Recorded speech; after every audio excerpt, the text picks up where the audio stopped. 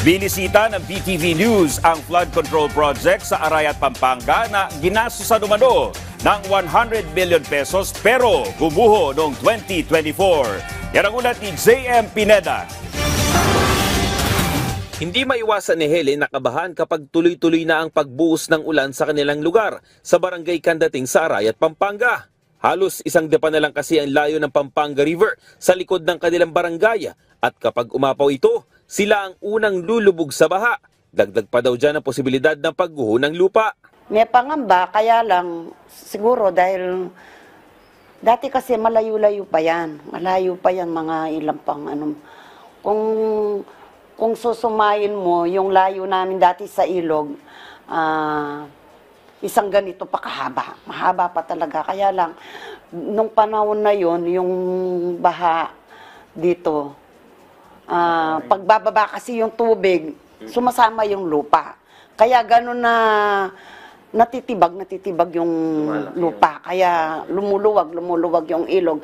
Ang solusyon na kanyang naisip, pataasan ang bahay para di abutin ng baha. Sagot sana sa kanilang suliranin ang flood control project o ang itinayong slope protection sa kanilang barangay na magsisilbing harang sa tubig kapag tumaas na ang ilog para hindi agad sumampa sa mga kabahayan.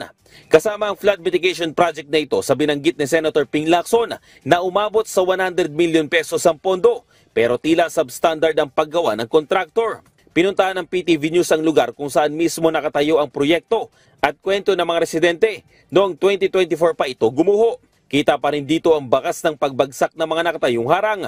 Sabi ng pamunuan ng Barangay Candating, nasa 110 meters ang haba ng proyekto na halos sakop ang nasa 20 kabahayan na nasa tabi ng Pampanga River.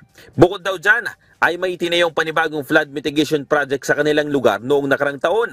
Sa kasagsagan nga ng pagbuo nito nang gumawa ang unang proyekto. Actually sir, nung pong panahon na yon, nung last year na 2024, buwan ng August, aros malapit na pong matapos. Ginagawa po yung phase 1, phase 2. Ngayon, yung ginawa nilang una, nung nakaraan na taon, nung year 2023, yun nga po ang bumigay. Kaya hindi man nakaalis at hindi pa natapos ang project ng contractor sa phase 1 at phase 2, nagkaroon na pong problema yung dating ginawa nila. Paliwanag ng contractor sa kanila, lumambot umano ang lupa sa lugar na kinatatayuan ito. Ang sangi ng pagkaguho ng slope protection, yung pong tubig na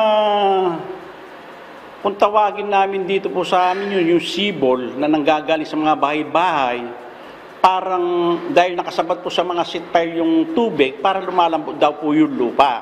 Kaya ganun na bumigay. Depensa naman ng punong barangay, hindi naman substandard ang mga gamit na inilalagay sa flood mitigation project. Minomonitor rin daw kasi niya ang proyekto para matiyak na makakatulong ito sa mga residente. Plano naman ng Arayat LGU na magbungkal pa ng mga bagong water channel sa Pampanga River na katabi ng Barangay Candating para maiwasan na rin ang malakas na bugso ng tubig. Sinubukan naman namin kunin ang panig ng kontraktor pero tumanggi silang magsalita. JM Pineda para sa Pambansang TV sa Bagong Pilipinas.